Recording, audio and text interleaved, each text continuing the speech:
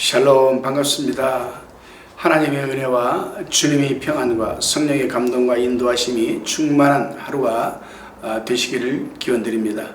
오늘은 에베소서 5장 1절로 33절의 말씀을 가지고 본질상 부부는 하나입니다 라는 주제로 요약 강해를 나눠봅니다.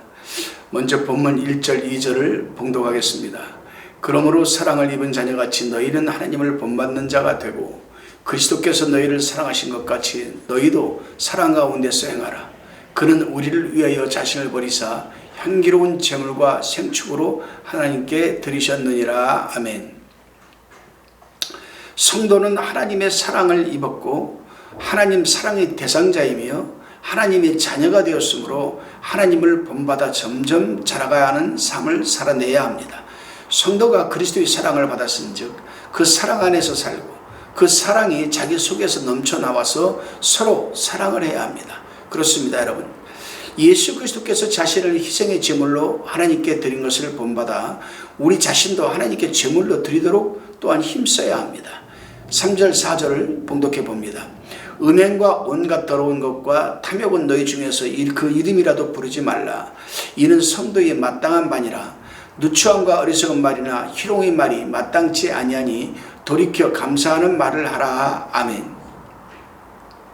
성도는 간음이나 음란 같은 불법적 성교나 성적 행동을 삼가고 자기 이익을 탐하는 욕심은 그 이름이라도 부르지 말아야 하며 누추함, 즉 더러운 행동이나 불신앙적인 말이나 희롱하는 말은 하지 말아야 합니다. 그렇습니다. 성도가 희롱하는 말을 하면 그 인격이 진실에서 떠나게 되고 허탄하여집니다. 그러므로 성도는 이런 희롱의 말을 금하고 하나님의 은혜에 감사하는 말만 해야 합니다. 본문 5절에서 7절을 봉독해 봅니다. 너희도 이것을 정령이 알거니와 음행하는 자나 더러운 자나 탐하는 자 곧 우상 숭배자는 다 그리스도와 하나님 나라에서 기업을 얻지 못하니라. 누구든지 헛된 말로 너희를 속이지 못하게 하라. 이를 인하여 하나님의 진노가 불순종의 아들들에게 임하나니 그러므로 저희와 함께 참여하는 자가 되지 말라. 아멘. 5절에서 탐하는 자를 우상 숭배라고 했습니다. 골로새서 3장 5절에서도 탐심을 우상 숭배라고 하였습니다. 사람이 탐심을 품으면 그것이 처음에는 작은 것이라고 할지라도 점점 커져서 마침내는 하나님이 가리워지고 하나님과 원수가 되게 합니다. 그렇습니다, 여러분. 성도가 오늘까지 살아온 것도 하나님의 은혜이며 또 물질로 살아온 것은 아닙니다. 탐심은 우상 숭배이므로 탐심을 버려야 그 마음에 천국이 임할 수가 있는 겁니다. 사도 바울은 누가 헛된 말로 너희를 속이지 못하게 하라고 했습니다. 헛된 말은 하나님을 믿기만 하면 음행과 더러운 것과 탐하는 것과 희롱과 누추함과 어리석은 말을 해도 괜찮다고 하는 겁니다. 그렇습니다, 여러분. 예수를 믿어 구원을 받았으면 죄를 범해도 괜찮다고 하는 사람은 헛된 말로 성도를 속이는 것입니다. 그러므로 헛된 말로 성도를 속이는 자들과 함께 하지 말아야 됩니다. 사도 바울이 이 말을 에베소 교회에 하게 된 배경이 있습니다, 여러분.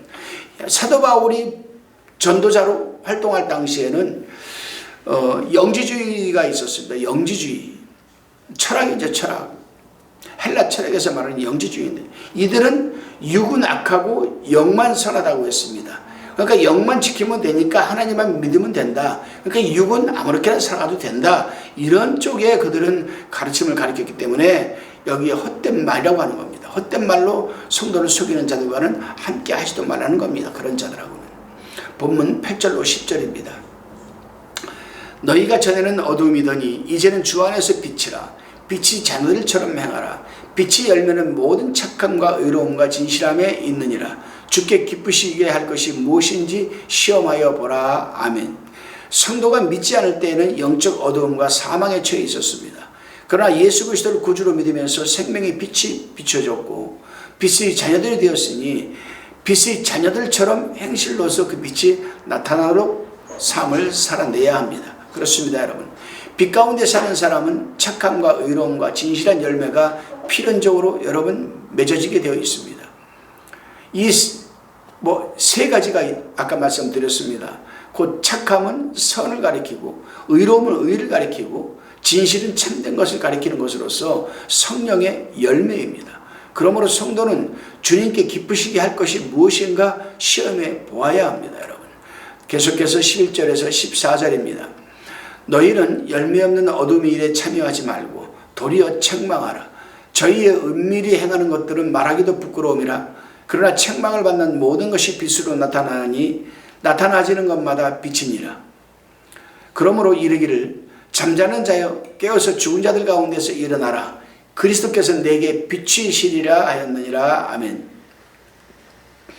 열매 없는 어두움의 일은 방탕, 술취함, 음란, 호색, 쟁투, 시기와 질투 이런 것들입니다. 여러분, 성도는 빛의 열매, 성령의 열매가 없는 어두움의 일에 함께 하지 말고 도리어 책망을 해야 합니다.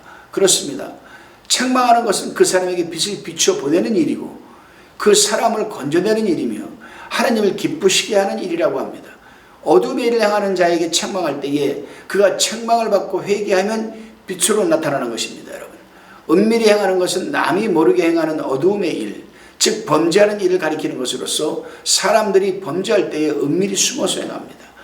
성도가 범죄하는 것은 영적으로 잠이 들었기 때문입니다. 여러분, 그러므로 영적으로 잠자는 자들은 깨어 일어나야 합니다. 일어나야 예수 그리스도의 빛을 비출 수가 있는 겁니다. 여러분, 계속해서 15절에서 21절 말씀입니다. 그런즉 너희가 어떻게 행할 것을 자세히 주의하여 지혜 없는 자같이 말고 오직 지혜 있는 자같이 하여 세월을 아끼라. 때가 악하니라. 그러므로 어리석은 자가 되지 말고 오직 주의 뜻이 무엇인가 이해하라. 술 취하지 말라. 이런 방탕한 것이니 오직 성령의 충만함을 받아라. 시와 찬미와 신령한 노래들로 서로 화답하며 너희의 마음으로 주께 노래하며 찬송하며 범사에 우리 주 예수 그리스도의 이름으로 항상 아버지 하나님께 감사하며 그리스도를 경외함으로 피차 복종하라. 아멘. 성도는 지혜롭게 살아가야 합니다. 이 지혜는 하나님의 지혜이며 성경 말씀과 성령의 감동으로 얻는 영적인 지혜입니다. 성도가 이 지혜를 받아야 마귀의 괴계를 이기며 신앙생활을 잘 할 수가 있는 겁니다. 기름 준비를 잘하여서 신랑을 맞이한 다섯 처녀는 이 지혜를 가진 성도였습니다. 성도가 세월을 아껴서 믿는 일에 그 세월을 사용해야 합니다. 말세가 될수록 더욱 악한 때가 되기 때문입니다. 여러분, 그렇습니다. 성도가 주의 뜻을 바로 찾지 못하면 아무리 일을 해도 그것은 세월만 낭비하는 결과가 되고 어리석은 자가 되는 겁니다. 그러므로 성도는 주의 뜻이 무엇인지 이해하려고 노력을 해야만 합니다. 또한 성도가 술을 마시면 안 됩니다. 그래서 술을 먹지 말라고 하면 어떤 이들은 성경 말씀에 술을 먹지 말라고 하는 말이 있느냐라고 반문을 합니다. 그러나 성경은 분명히 독주나 포도주를 먹지 말고 술 취하지 말라고 경고하고 있습니다. 레위기서 10장 9절, 잠언서 23장 29절, 로마서 13장 13절에 분명히 기록되어 있습니다. 여러분, 포도주는 히브리어로 야인이라고 합니다. 야인. 이 포도주를 히브리어로 야인이라고 하는데 이건 발효된 포도주를 말하는 겁니다. 발효된 포도주. 그리고 독주는 히브리어로 시아카르라고 합니다. 독주, 히브리어로 시아카르.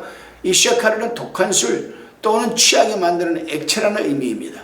히브리어 아람어 사전으로 최고의 권위를 가진 게제니우스 사전에서는 이 단어를 갖다가 여러분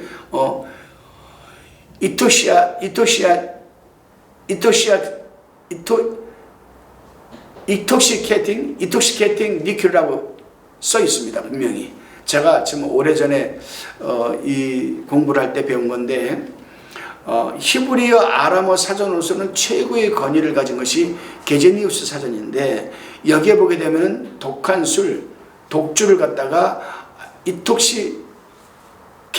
인톡시케이팅이라고 인톡시케이팅 리큐 이렇게 정의를 했어요. 내가 기억하기로는 맞는 겁니다. 그래서 정의했는데 그 뜻은 취하게 하는 술이라고 정의하고 있습니다. 취하게 하는 술.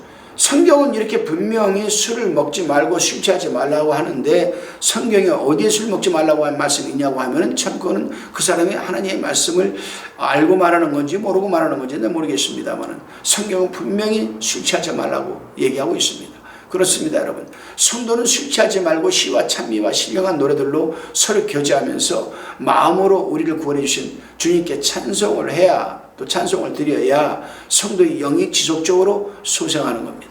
그리고 성도는 범사에 감사하는 삶을 살아내야 합니다. 원망과 불평은 마귀에게 속한 것입니다. 하나님 안에서는 항상 기쁘고 감사가 넘치는 겁니다. 성도는 예수 그리스도를 경외하는 일을 배워나가야 합니다. 여러분. 그러기 위해서 우리는 술 취하지 말고 방탕하지 말고 영적으로 잠든 것에 깨어나서 빛을 비추며 나가는 삶을 살아가야만 되는 겁니다. 그리고 또한 성도들 간에 서로 섬기는 삶을 살아야 합니다. 예수님께서도 인자가 온 것은 섬김을 받으려 함이 아니라 도리어 섬기려 하고라고 분명히 말씀을 하셨습니다. 마태복음 20장 28절에 기록되어 있습니다. 그러므로 성도는 방탕하고 술 취하고 그런 삶보다는 성도들끼리 서로 섬기면서 사랑으로 하나가 되고 영적인 잠에서 자꾸 깨어나서 여러분 복음의 빛을 비추는 삶을 살아내야 그 사람의 영혼도 살아나는 것이고 죽어가는 영혼들도 살려낼 수가 있는 겁니다. 여러분. 다시금 본문 22절로 24절의 말씀입니다. 아내들이여 자기 남편에게 복종하기를 주께 하듯 하라. 이는 남편이 아내의 머리됨이 그리스도께서 교회의 머리됨과 같음이니 그가 친히 몸의 구주시니라. 그러나 교회가 그리스도에게 하듯 아내들도 범사에 그 남편에게 복종할지니라. 아멘. 본문은 부부 사이의 관계, 부부 사이의 도, 이것을 지금 말하고 있습니다. 아내들은 남편에게 복종하기를 주께 하듯이 하라고 했습니다. 남편에게 복종하기 위해서는 맹목적으로 복종하는 것이 아니라 주님의 말씀을 복종하기 위해서 그 남편에게 복종하라는 말씀부터 실천해야 한다는 것이 본문의 여러분 뜻입니다. 여러분. 부부가 인권에서는 동등이지만은 가정 질서에 있어서는 남편이 아내의 머리입니다. 또 남편의 머리는 그리스도이므로 남편은 그리스도의 지배와 주장을 받아야 한다는 겁니다. 그렇습니다. 여러분. 남자의 머리는 그리스도이시요 그리스도의 머리는 또 하나님이십니다. 누구나 머리를 잘 받들고 순종하여야 자기가 잘 되는 겁니다. 여러분. 교회가 그리스도에게 하는 복종은 생명 내놓고 하는 겁니다. 다시 말하면 순교적 정신을 갖고 복종하는 것입니다. 아내가 육신의 남편에게 생명을 내어놓고 복종한다면 두 주인을 섬기는 것이 됩니다. 성도는 두 주인을 섬기면 안 됩니다. 아내가 육신의 남편, 하나님을 믿지도 않는 사람에게 생명을 내어놓고 복종한다면 그런 하나님과 세상 두 사람을 섬기는 거지. 성도는 두 주인을 섬기면 안 된다라고 분명히 마태복음 6장 24절에 기록되어 있습니다. 그렇습니다. 아내가 먼저 그리스도만 섬기고 복종하면 남편에게 복종하는 일도 나타나게 되는 겁니다. 다시금 본문 25절 28절 말씀입니다. 남편들아 아내 사랑하기를 그리스도께서 교회를 사랑하시고 위하여 자신을 주신같이 하라. 이는 곧 물로 씻어 말씀으로 깨끗하게 하사 거룩하게 하시고 자기 앞에 영광스러운 교회로 세우사 티나 주름 잡힌 것이나 이런 것들이 없이 거룩하고 흠이 없게 하려 하시니라. 이와 같이 남편들도 자기 아내 사랑하기를 제물과 같이 할지니 자기 아내를 사랑하는 자는 자기를 사랑하는 것이라. 아멘. 바울은 이제 남편에 대해서 권면을 합니다. 그리스도께서 교회를 사랑하시고 교회를 위하여 자신을 죽음에 내어 주셨습니다. 그렇다면 남편도 아내를 위하여 죽어야 하는가? 남편이 아내를 위하여 죽기까지 한다면 그것 또한 두 주인을 섬기는 것이 되고 아내가 우상이 되고 맙니다.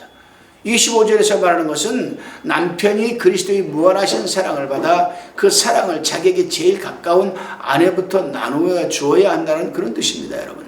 그리스도께서 우리 죄를 씻어서 중정시켜 주시고 말씀으로 우리를 점점 깨끗게 하셔서 티나 주름 잡힌 것이 없게 하여 자기 앞에 영광스러운 교회로 세우려고 하시는 겁니다. 여러분. 그렇습니다. 부부간에는 상대방의 결점을 보충해주고 흠이나 티를 서로 없애주는 역할을 해야 됩니다. 상대방에게 부족한 점이 있어도 자기가 도와주고 보충시켜줌으로 온전케 만들어 나가도록 해야 하는 겁니다. 부부는 일심동체이므로 자기 아내를 제물과 같이 사랑해야 합니다. 성경적으로 자기 아내를 사랑하는 것은 곧 자기를 사랑하는 것이고 그것이 진정한 부부의 여러분 사랑입니다. 계속해서 29절로 33절의 말씀입니다. 누구든지 언제든지 제 육체를 미워하지 않고 오직 양육하여 보호하기를 그리스도께서 교회를 보호함같이 하나니 우리는 그 몸의 지체임이니라. 이러므로 사람이 부모를 떠나 그 아내와 합하여 그 둘이 한 육체가 될지니 이 비밀이 크도다. 내가 그리스도와 교회에 대하여 말하노라. 그러나 너희도 각각 자기 아내 사랑하기를 자기같이 하고 아내도 그 남편을 경외하라. 아멘. 누구든지 자기 육체를 미워하지 않고 사랑하여 잘 보호하고 양육하려고 하는 것은 상례입니다. 그리스도께서 자기 몸 되는 교회를 사랑하시고 잘 보호하시고 양육하고 계시는 겁니다. 이와 같이 남편은 아내가 자기 몸이 되었으니 아내를 사랑하고 잘 보호하여야 합니다. 이것이 자기 몸에 대한 원리요 자기를 위하는 일입니다. 남녀가 결혼하게 되면 부부가 다 부모를 떠나서 그 둘이 한 육체가 됩니다. 그러므로 부부는 하나가 되는 겁니다. 그리고 부부가 마음이 하나가 되려면 피차간 그리스도 예수의 마음을 품어야 한다라고 빌립보서 2장 5절에서 8절 기록되어 있습니다. 여러분 32절에서는 부부가 한 몸이 되는 것을 비밀이 크다고 하였습니다. 이것은 부부관계가 잘 됨으로 그리스도의 교회가 잘 되어 나가는 비밀을 말하는 겁니다. 부부관계가 육신으로 시작하여 그리스도의 영광스러운 교회까지 이르게 되는 것은 비밀이 아닐 수가 없죠. 여러분 그러므로 남편이나 아내나 서로 사랑하기를 자기 몸같이 해야 되는 줄로 믿으시기를 바랍니다. 기도하시겠습니다. 주님, 오늘 저희를 에베소서 5장의 말씀을 묵상하며 나누면서 하루를 시작합니다. 오늘 하루도 저희를 빛의 자녀로 부르신 것을 기억하며 어두움에 의해 참여하지 않고 빛 가운데 행하는 삶을 살게 하여 주옵소서. 주님께서 기뻐하시는 일을 분별하여 그 뜻을 따라 살게 하옵시고 그리스도께서 우리를 사랑하셨듯이 저희도 서로 사랑하며 특히 남편과 아내, 가족 구성원들에게 그리스도의 사랑을 베풀게 하여 주시고 서로 존경하며 섬기며 부부가 하나 되어 주심을 기쁘게 하는 삶을 살아내게 하옵소서. 세월을 아껴 지혜롭게 살아가며 어리석은 자가 되지 않고 오직 주의 뜻에 합당한 삶을 살게 하옵소서. 감사드리오며 예수 그리스도의 이름으로 기도드리옵나이다. 아멘.